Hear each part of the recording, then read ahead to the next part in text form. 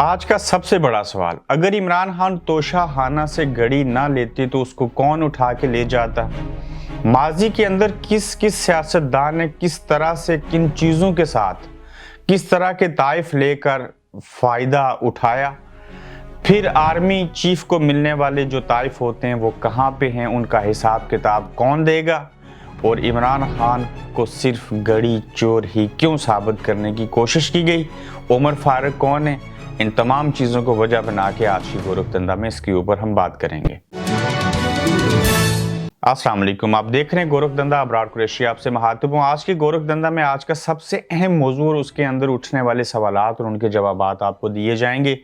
इमरान खान के हवाले से जियो टेलीविज़न के अंदर एक प्रोग्राम किया गया जिसमें उमर फारूक नामी किरदार सामने आए और उन्होंने घड़ी को हाथ में थाम के और टेलीविज़न के ऊपर आके बताया कि ये $2 मिलियन की किस तरह से फ़रोख्त की गई और फिर कैसे चीज़ें हुई और सारा कुछ। सबसे पहले आ जाते हैं कि तोशाखाना है क्या। इसके ऊपर तो मैं पूरा एपिसोड कर चुका हूँ और जब से इमरान खान के साथ ये तोशाखाना वाली बात जुड़ी है पाकिस्तानी अवाम को भी समझ आ गई कि ये कोई तोशाखाना भी चीज़ होती है।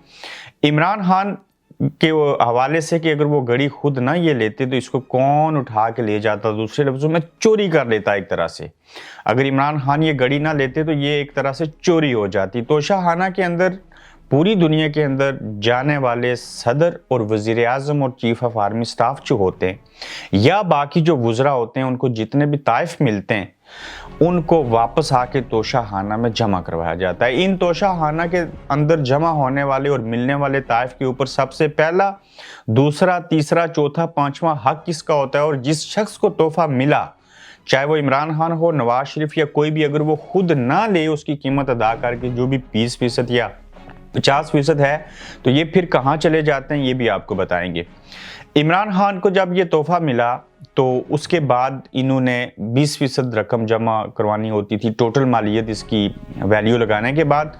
तो खान साहब ने मुनासिब समझा कि ये बड़ी थोड़ी है तो इन्होंने पूरा लॉ भी बदल दिया कि कम से कम 50% चीज़ का अदा करके तो फिर उसको ले लेना चाहिए। यानी कि अगर 1 करोड़ की है तो 50 लाख दे दें और फिर उसको कर लिया जाए। उससे पहले 1 करोड़ के ऊपर 20 लाख देने होते थे, तो पहले से ज़्यादा ही पैसे अब देने पड़ते हैं तोशाखाना के अंदर अपने आप को मिलने वाले तोहफे को लेने के। यहाँ पे ये बात बताना ये भी ज़रूरी है कि अगर इमरान खान को ये जो घड़ी मिली थी, सिर्फ एक घड़ी की मिसाल देता हूँ कि अगर ये खुद ना लेते, यानी कि उसकी वैल्यू लगी 5 करोड़।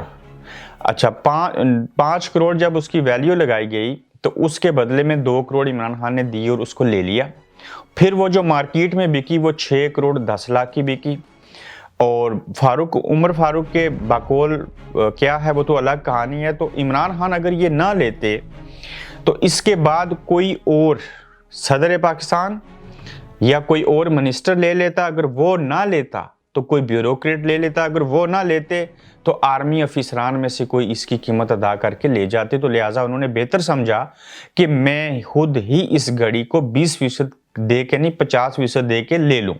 ना सिर्फ घड़ी बल्कि और भी बेशुमार चीज़ें थी। माजी के अंदर अगर आप जाएं तो माजी में जो यूसुफ रजा गिलानी थे उनको टर्की ने हार दिया था, हीरों का था वो, तो उनकी एहलिया ले गई थी बिना किसी चीज़ को जमा करवाए और चीज़ें की। तुर्की से मिला और सीधा अपने घर ले गई। तोशाखाना में भी जमा नहीं हुआ था, उनके ऊपर केस बना था, मेरे ख्याल से ख़त्म हो गया। मरियम नवाज साहिबा के पास एक मर्सिडीज गाड़ी होती थी, वो भी तोशाखाना की वजह से, जब उनके वारिस वज़ीर आज़म थे तो वहाँ से उन्होंने ली थी।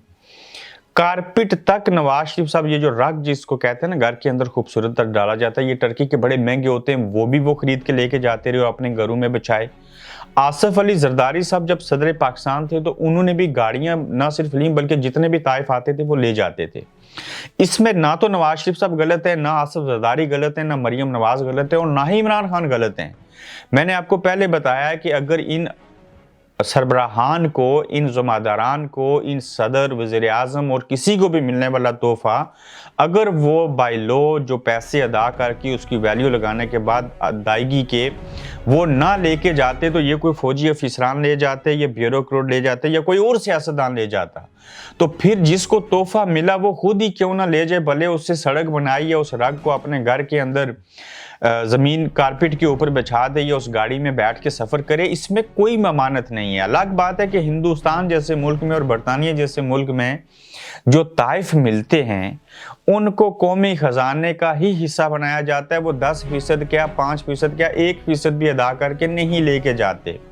मोदी साहब की ज़बानी आपने सुना होगा, यहाँ का निज़ाम ऐसे है। हमारे पाकिस्तान के अंदर चूँकि चोरी चकारी डाका जनी ये सारी चीज़ें होती हैं, तो उनको पता है यार हम नहीं लेंगे तो कोई और उठा के ले जाएगा, तो लिहाजा हम इसको खुद ले जाएं। वहाँ मुल्क जाए जहन्नम में और बाहर में, वहाँ किसी को कोई फिक्र नहीं होती गरीबों की। और ये होना तो ये चाहिए कि आपको जो तोशाखाना के अंदर जमा हुई जो ताइफ बैरूनी दुनिया से मिले, वो मिलियंस के हों या बिलियंस के हों, उनको फरोख्त करके पैसे कौमी खजाने में डालें। बेशर्मो, इनको अपने घर नहीं लेके जाओ जो भी हो, लेकिन ये जो लेके जाते हैं उनको पता है हमने ना लिया तो ब्यूरोक्रेट ले जाएंगे, ब्यूरोक्रेट ना लिया तो कोई फौजी अफसरान ही ले जाएंगे या कोई और करप्ट सियासतदान ले जाएगा।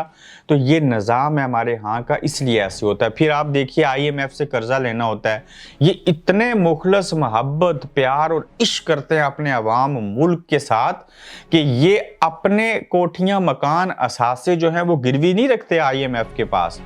ये मुल्क की सड़कें, मोटरवे, बड़ी बड़ी पुरानी इमारतें, हमारा जो और चीज़ें होती हैं उनको रख के वो चीज़ें करते हैं। और जब मुल्क हुकूमत ख़त्म हो रही होती है, जा रहे होते हैं, तो कौमी ख़जाने को भी खाली कर देते हैं। देखा जाएगा जब कोई नया आएगा तो फिर वो चीज़ें होंगी। उसकी वजह क्या है? इंसाफ कोई नहीं है।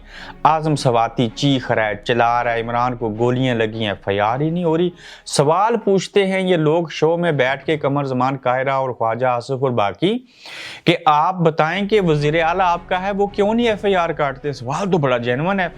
लेकिन सामने से अहमद मीर ख्वाजा को कहते हैं कि जब मुझे भी 5 गोलियां लगी थी, मैं भी इन्हीं लोगों का नाम लेता था, इनके खिलाफ FIR करता था, मेरी भी FIR कहीं पे नहीं होती, तो वहां पे ख्वाजा आसिफ साहब की बोलती बंद हो जाती है। वजह क्या है? पहले खान साहब और उनके लोग बैत करके आए थे इक़्तिदार में, अब नून लीग वाले PDM के सारे लोग बैत करके आए, तो इनके सामने बोलना जो है वो महाल हो गया। उनको पता है कि चीज़ें बनेंगी। अब यहाँ पे एक और नुक्ता भी बता देता हूँ, फिर चीफ ऑफ आर्मी स्टाफ को मिलने वाले जो ताइफ हैं उनके ऊपर आता हूँ। अच्छा, नवाज शरीफ साहब के ऊपर केस बना था कि बेटे से तनख्वाह ना ली गई, बहुत बड़ा ब्लंडर था, आज भी कहता हूँ। अब इमरान खान के ऊपर गड़ी चोर बनाने की कोशिश की गई। उमर फारूक, जिसको मल्टी मिलियनेयर साबित करने की कोशिश की, जो कि खुद अपने बच्चों को इंसाफ नहीं दे सका, जिनके 3 भाई नॉर्वे में बाकोल फवाद चौधरी के जेल के अंदर हैं और खुद वहां से भागा और वहां की नेशनलिटी इन्होंने कैंसिल की। सोफिया मिर्जा जो एक्ट्रेस हैं, ये उनका हस्बैंड था, फिर अलायदगी हुई और बच्चियों को इंसाफ ना मिल सका, चीज़ें नहीं हो सकी, और आज इस किरदार को एक टेलीविजन के सामने ला के और चीज़ें करके वो सारा कुछ किया जा रहा है। और उसने कहा कि वो $5 मिलियन मांग रहे थे, हमने $2 मिलियन दिए, नहीं दिए, ये झूठ है। 6 करोड़ 10 लाख का वो जो गड़ी थी बिकी थी। अलग बात है, खान साहब ने कहा कि बाकी जो पैसे मिले थे वो सड़क बनवा दिया, क्या दिया, वो आप कुछ भी करें, वो आपका हक है, आपने ले लिया। इसी तरह सबका ही हक था, गाड़ियां ली, कारपेट ले ली और सारा कुछ किया। तो जिस तरह से नवाज शरीफ के ऊपर ये केस बनाया गया था, उसी तरह इमरान खान के ऊपर तोशाखाना गड़ी को इस वजह बना के पता नहीं पाकिस्तान इलेक्शन कमीशन अब नाइल कर देगा, कैसे कैसे किरदार शामिल किए जा रहे हैं। ये जो उमर फारूक बंदा, ये FIA में मतलूब था, उनको फिर इसका नाम ECL में डाला गया, बाकी चीज़ें हुई। तो ये कहानी सारी जो है वो क्रिएट की जा रही है। और पाकिस्तान के सियासतदान आज ये कहते हैं कि हम किसी टेलीविज़न को या फलां बंदे को या फलां केस को लंदन में जाके सू करेंगे, उनके खिलाफ हत्या की इज्जत का दावा दायर करेंगे। क्यों? यहाँ इंसाफ मिलता है। अब हमारे मुल्क की अदालतों के बाहर वो आज़म स्वाति धरना दे के बैठा, कोई इंसाफ नहीं मिल रहा। शहबाज गिल के साथ क्या हुआ, वो भी मामला भाड़ में जाए। अरशद शरीफ का कत्ल हो गया, उसके ऊपर भी कुछ नहीं हो रहा। इमरान खान को गोलियां लग गई, कुछ नहीं हो रहा। ये रियासत के अंदर एक खलवाड़ है जिसके ऊपर बात करने के लिए मेरे पास अल्फाज नहीं है। अब आ जाते हैं जी कि जनरल राइल शरीफ साहब, अशफाक परवेज़ कियानी साहब, परवेज़ मुशर्रफ साहब, मौजूदा चीफ ऑफ आर्मी स्टाफ को रिसेंटली 2 हफ्ते पहले सऊदी अरेबिया ने यकीनन हीरों का हार होगा वो दिया। मैं पूछता हूँ, आप लोग भी पूछना चाह रहे होंगे, सोच रहे होंगे, बाजवा साहब, वो जो चीफ ऑफ आर्मी स्टाफ को या नेवी के चीफ को या बाकी चीफ्स को जो ये तोहफे मिलते हैं, ये आप कहाँ जमा कराते हैं? तोशाखाना में? मुझे नहीं लगता तोशाखाना में जमा कराते होंगे। अगर करा देते हैं तो वो हार किधर है? क्या आप वजाहत देंगे माजी की और इस वक्त की? क्या ये पाकिस्तान के करप्ट जो हैं वो सिर्फ सियासतदान हैं? यही झूठ हैं, यही मकार है। मैं आज भी कहता हूँ इस पाकिस्तान के अंदर मसाइल का जिम्मेदार एक सियासतदान भी नहीं है, ना मौलाना फजलुर रहमान, ना सिराजुल हक, ना आसिफ जरदारी, ना नवाज शरीफ, ना इमरान खान। यहाँ रियासत के अंदर रियासत है, इन बेचारों के पास तो कंट्रोल ही नहीं है, मगर उसके बावजूद ये करप्ट हैं, ये चोर हैं, ये बेटे से तनख्वाह नहीं लेते, ये गड़ी चोर हैं। फलां जो है उसने स्विस बैंक के अंदर पैसे रखे, यकीन करें कि वो स्विस बैंक के भी हालात, अगर किसी दिन मौका मिला तो आपको बताऊंगा कि ये जरदारी साहब के हवाले से क्या खिलवाड़ हुआ था। मगर मैं ये नहीं कहता हूं कि ये चोर नहीं है, इन्होंने करप्शन की है, इन्होंने हराम खाया है, लेकिन उसके बावजूद उम्रा और हज करने जाते हैं, उसके बावजूद नमाज पढ़ते हैं, सारी चीज़ें करते हैं। पता नहीं क्यों ये प्रैक्टिस करते हैं, बहरहाल बात कहीं और निकल जाएगी। तो आर्मी अफसरान से भी तो तोशाखाना का हिसाब होना चाहिए। एक शख्स जिसने 20 के बजाय 50% अदायगी करके वो चीज़ गड़ी ली, फिर उसको बेचा, उससे जो मर्जी किया, आज आपने उसको गड़ी चोर बना दिया। तो ये जो आप लोग चीज़ें करते रहे या आप लोग जो चीज़ें करते हैं, आपको कौन पूछेगा या बाकी लोगों को कौन पूछेगा? ये वही काम किया, मैं आपको शुरू से कहता था, ये नवाज शरीफ की नहज के ऊपर ला के मारेंगे इमरान खान को। पहले जान लेने की कोशिश की, बच गया, अब उसकी किरदार कुशी की जा रही है। एक बंदे को चोर बना रहे हो जो 1-2 घंटे में 5 अरब रुपए जमा कर लेता है, उसको क्या जरूरत पेश आई कि वो जो है वो घड़ी बेचे और उसके साथ कोई फ्रॉड करे और हराम खाए, और हराम खाने के बाद नमाज पढ़ने और दुआ करने और तस्बीह पढ़ने के काबिल ना रहे। ये जुल्म बंद करें। ये आप 70s के दौर में नहीं रह रहे, ये 60s का दौर नहीं है, 80s का दौर नहीं है। ये 21वीं सदी का पैदा होने वाला बच्चा जो है हाथ में एंड्रॉयड फ़ोन रखता है, उसके पास आज 4G है, कल 5G होगा, 7G होगा, सैटेलाइट का निज़ाम आ जाएगा, डे बाय डे अवेयरनेस आएगी। तो ऐसे आप बकवासात करके लोगों को पागल बेवकूफ़ नहीं बना सकते। तो मैं इमरान हूँ या कोई भी हूँ, ये गड़ी वाला मामला मुझे बताइए, क्या इमरान खान एक एक साइन करके अरबों रुपए की करप्शन नहीं कर सकता था? आपको कुछ नहीं मिला? आप क्या इन्वेस्टिगेशन नहीं कर सकते थे कि इमरान खान के ऊपर कोई और ही करप्शन निकाल लेते, जिससे मैं भी मुतफिक होता, मैं भी मुतमईन होता कि हाँ यार ये तो बड़ा करप्ट आदमी है?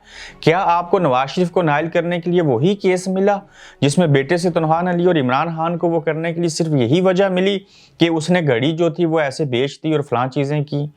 ये ड्रामे, ये किस्से कहानियाँ, ये गोरख धंधे अब आवाम को सख्ती के साथ समझ आ रहे हैं। और जिस उमर फारूक को आपने सामने लाया, पता नहीं उसको उसके बदले में क्या चीज़ देंगे, लेकिन अल्लाह रहम करे इस चीज़ के ऊपर। मैं क्या कहूँ और क्या ना कहूँ, अपना फीडबैक दीजिएगा, अपना ख्याल रखिएगा। अल्लाह हाफिज़। आप देख रहे हैं गोरख धंधा अब्रार कुरैशी के साथ।